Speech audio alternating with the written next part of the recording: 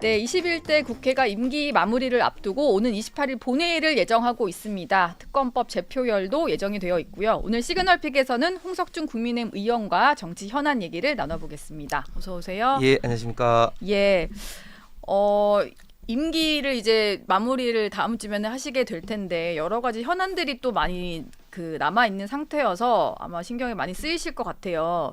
저는 또 좀 궁금한 게 어쨌든 당연히 계속 남아 계실 거니까 전당대회를 치르기 위한 준비 단계의 비대위가 지금 운영을 하고 있는데 요즘에 보면은 전당대회 얘기는 별로 안 나오는 것 같아요. 룰 얘기도 그냥 들어간 것 같고 적당한 시점 뭐 언제 치르겠다 이것도 아직까지 명확치 않은 것 같은데 이게 지금 속도를 좀 못 내고 있는 상황인 건가요?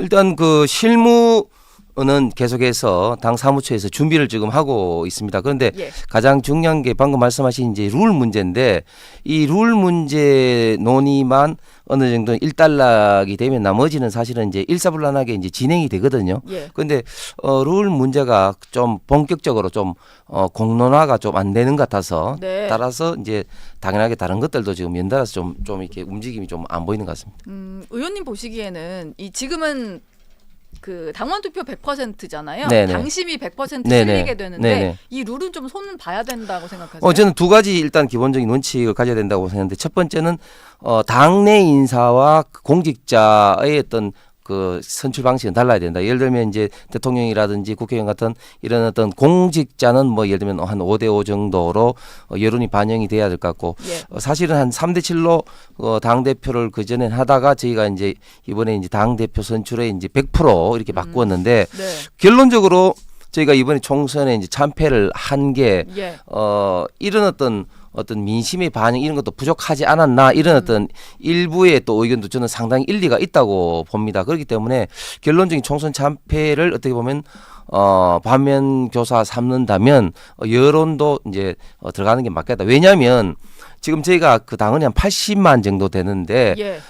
영남의 비중이 큽니다. 수도권 네. 비중이 상대적으로 좀 적었기 때문에 만약에 수도권에 당원이 많으면은 관계가 없는데 상대적으로 적은 수도권에 당원의 어떻게 보면 좀 의사를 보완해 줄 필요도 있다고 생각합니다. 아, 일단 당원 구조가 그렇다 보니까 좀 보완이 필요하다는 말씀이셨고요. 구체적인 룰도 얘기가 안 나오고 있고 시기도 얘기가 안 나오다 보니까 당권 주자들 간에도 뭔가 지금은 내가 나가겠다 안 나가겠다 말하기가 좀 이르다 이런 말들이 좀 나와요. 한동훈 전 위원장 같은 경우도 그러다 보니까 뭐 출마로 기울고 있다는 말도 있고 뭐 그게 아니다라는 말도 있고 이런 것 같아요. 최근에는 SNS로 일단 글을 좀 쓰면서 현안의 목소리를 내는 모습인데 이건 좀 나오기 위한 몸풀기라고 봐야 될까요? 저는 지금 한 50대 50에서 조금 나올 가능성이 조금 더 기울어지지 않았나. 50에서 좀 더 올라갔어요. 예, 왜냐하면 예. 일단은 뭐 양재 도서관의 모습을 보인 것도 원희룡 장관과 같이 식사를 한 거 뭐 이렇게 되는데 저는 SNS는 이렇게 봅니다. 예. 한동훈 그 위원장이 나오든 안 오든 이제는 좀 SNS를 이제 시작을 했다는 이런 의미로 보는데 저희가 그 지난 총선 참패 중요한 이유 중에 하나는 저는 온라인전의 참패라고 보거든요. 예를 들면 이재명 대표 같은 경우는 골드 버튼을 받았지 않습니까? 예. 지금 100만 유튜브. 예, 정치인 중에서 거의 세계에서 유일한 100만 유튜브입니다. 네. 그런데 거기에 비해서 한동훈 위원장 같은 경우는 그 전에 그 고양이 사진만 하나 그 대문에 올려놓고 전혀 페이스북을 안 했어요. 안 했죠. 안 했어. 온라인을 전혀 안 했어요. 예. 그렇기 때문에 저는 이런 온라인 전에 있던 참패도 큰 원인이라고 보고 그런 측면에서 이제 한동훈 위원장도 당 대표 출마 여부를 떠나서 이제 본격적으로 이제 온라인 페이스북을 통해서 본인의 이제 목소리를 내기 시작한 게 아닌가 생각합니다. 한동훈 전 위원장이 그럼 유튜브도 좀 해보는 게 좋겠습니까? 어떻게 보세요? 글쎄 뭐 예. 저도 유튜브를 하고 있지만 네. 잘 모르겠습니다. 본인이 그만큼 또 관리를 해야 되는 것들이 많기 때문에 근데 페이스북을 했다는 것은 또 다른 어떤 온라인 매체도 당연히 생각을 하고 계시겠죠. 예. 알겠습니다. 홍준표 대구시장의 어떤 최근의 글들이 논란입니다. 사실 이재명 대표 골드버튼 얘기하셨는데 그 국민의힘에서는 SNS를 제대로 활용하는 건 아마 홍준표 시장이 아닐까 싶어요. SNS 글도 엄청나게 올리시고 그리고 본인이 어떤 소통을 위해서 만든 그 인터넷 홈페이지도 있잖아요. 근데 이게 요즘엔 좀 논란인데 최근에는 본인이 어떤 탈당할 수 있을 것 같다는 글까지 올리셨다가 이게 문매를 맞고 있더라고요. 이건 좀 저는 예. 이제 그거를 이제 그 보면서 이거는 홍준표 시장이 실수하셨다 이런 어떤 느낌이 딱 드는 게 항상 홍준표 시장이 하시는 말씀이 30년 동안 당을 지켜오면서 진짜 탄핵된 전국에서도 당을 이끌어왔다 그런 네. 어떤 말씀을 하시면서 이제 비유를 나는 본류고 다른 어떤 사람들은 뭐 실개천 지류다 이렇게 지류다. 비판을 했잖아요. 근데 갑자기 본류가 탈당하겠다 이런 언급을 한 게 이게 이 실수했구나 이런 어떤 딱 느낌이 드는데 예. 본인이 이제 이거는 뭐 가랑치도 않은 소리다 이렇게 또 정정도 하셨죠. 예. 그러다 보니까 탈당은 실제로 하겠다는 건 아니었고 그 정도로 한동훈 전 위원장이 대표되는 건 싫다는 표현이었다. 뭐 이렇게 좀 해석이 또 됐었거든요. 네네네. 근데 왜 자꾸 이렇게 한동훈 전 위원장을 뭐 어린애에 비유하기도 하고 그리고 뭐 문재인 전 대통령의 뭐 줄을 서가지고 우리를 지옥의 맛을 보게 했다 뭐 이런 표현까지도 쓰더라고요. 네네.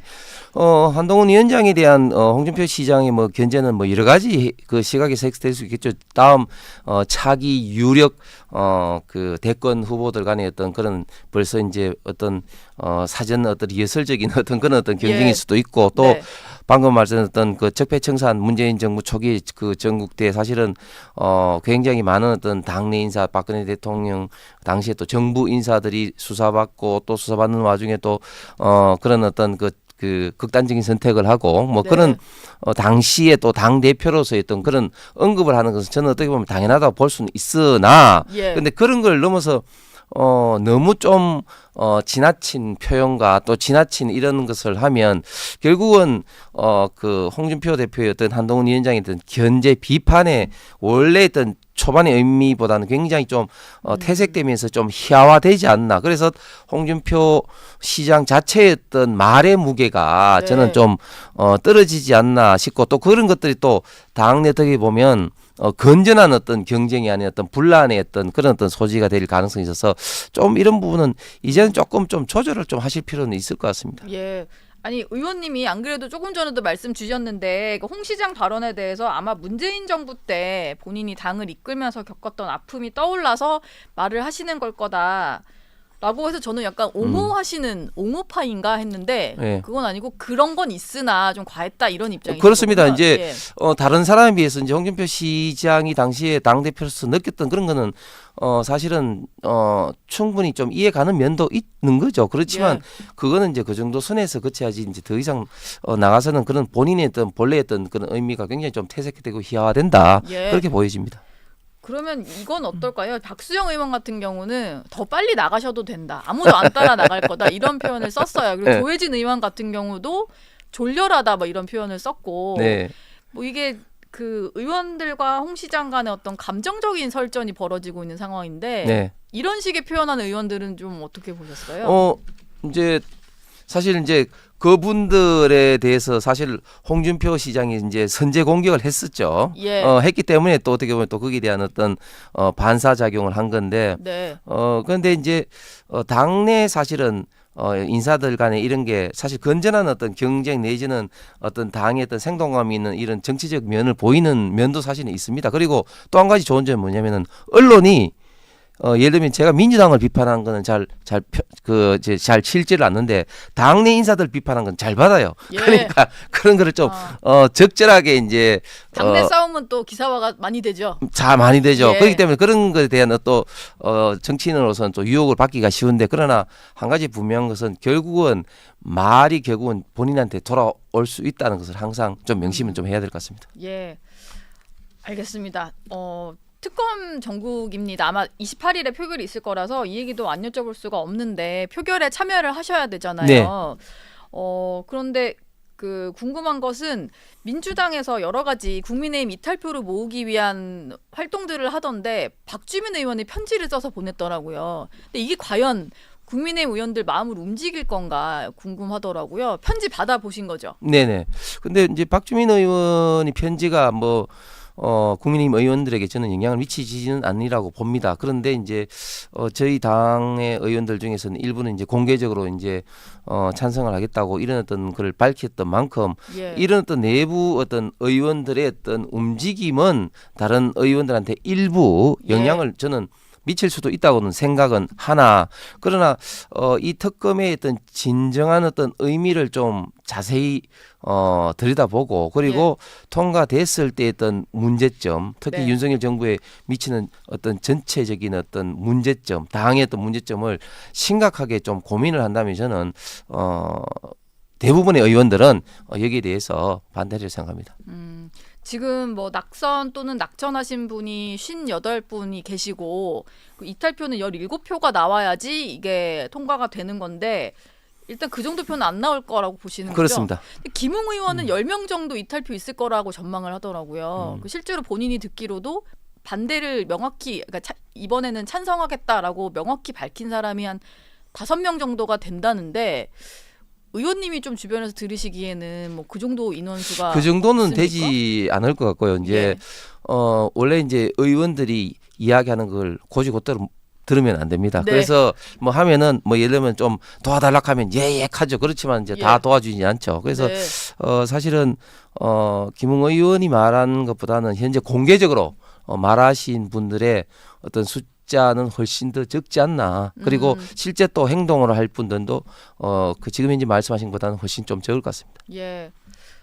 근데 또 이게 그 본회의에 출석을 하지 않으면 그거 자체만으로도 찬성표를 던진 효과가 나오게 되는 거잖아요. 그렇습니다. 예. 예. 근데 다들 참석을 하실까 싶기도 하고 그래도 마지막 본회의니까 웬만하면 다 가시겠죠? 이번에 민주당이 한 가지 고마운 거면 끝까지 국회 열심히 나오고 열심히 일할 수 있도록 만드는 분위기는 네. 민주당이 참 고마운 것 같은데 예. 정말 이런 어떤 특검이라는 건 잘 아시는 것처럼 헌법상 상권 분립이 아주 극히 예외적으로 입법부가 어떻게 보면 가장 중요한 어떤 집행부의 어떤 권한을 행사하는 거 아니겠습니까? 네. 그래서 이런 어떤 특검은 자연스럽게 이런 어떤 상권 분립이 예외적인 거기 때문에 보충성, 예외성, 특히 여야 간의 합의를 전제로 하고 있는데 이러한 어떤 대원칙을 허문 민주당이 이런 어떤 특검 어떤 공세, 특히 이번 한 번으로 지금 특검이 끝나지 않죠. 이제는 줄줄이 이제 특검 전국을 몰고 가면서 그것을 이제 결국은 또 탄핵으로 연결시키려고 하는 이런 어떤 민주당 공세의 어떤 큰 그림을 우리가 생각한다면 네. 저희 국회의원들이 21대는 물론이고 22대 단호하게 대처를 하지 않으면 특정 하나하나 사항에 대해서 좀 문제가 있으니까 특검을 해봐야 되지 않나 이런 식으로만 본다면 저는 민주당의 이런 특검 공세에 저는 휘말릴 수가 있다. 그래서 네. 이런 측면이 좀 더 단호하게 대처를 해야 된다고 봅니다. 예.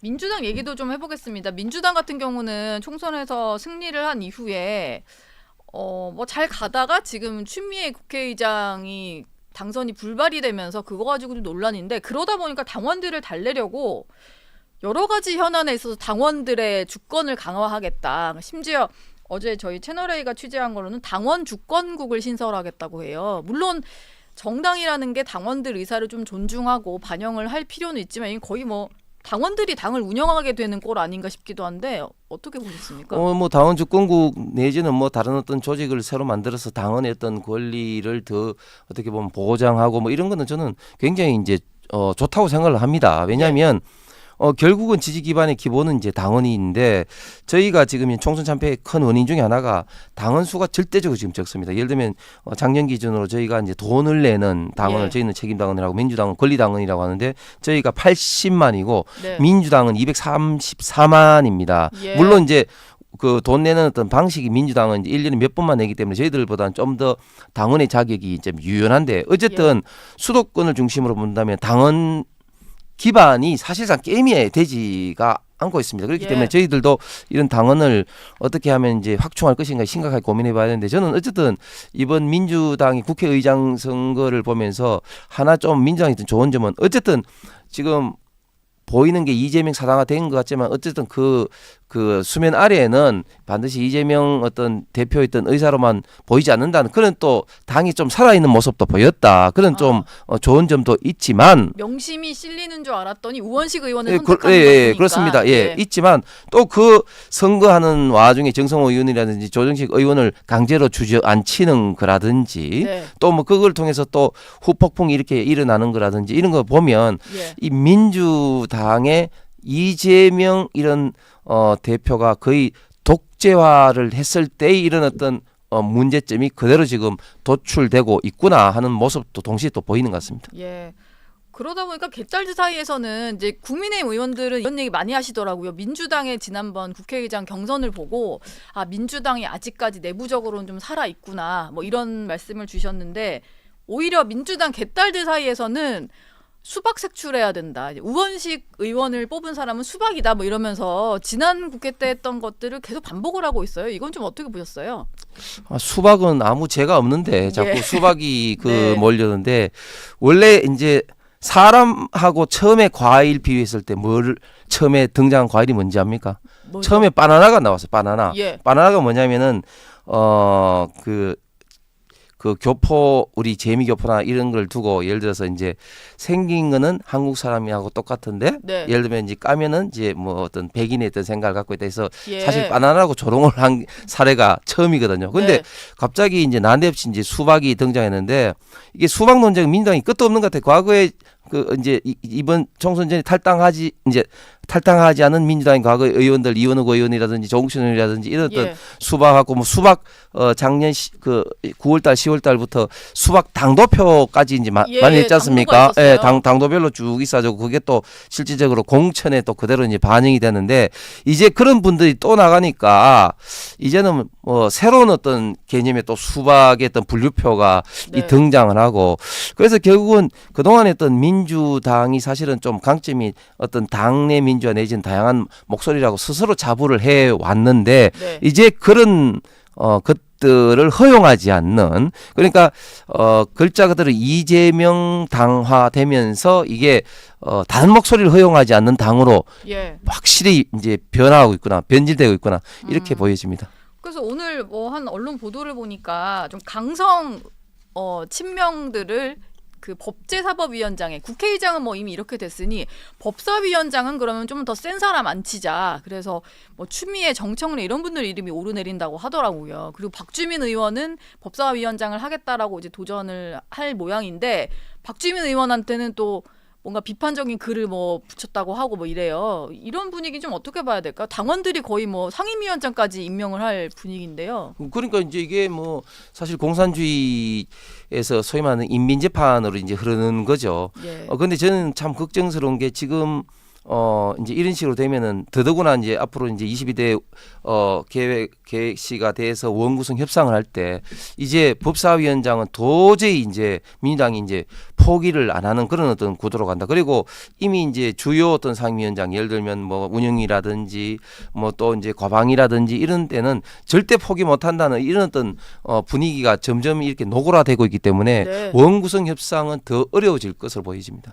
잘 대처를 해야겠습니다. 네, 오늘 홍석준 의원 얘기는 여기까지 듣겠습니다. 고맙습니다. 예, 고맙습니다.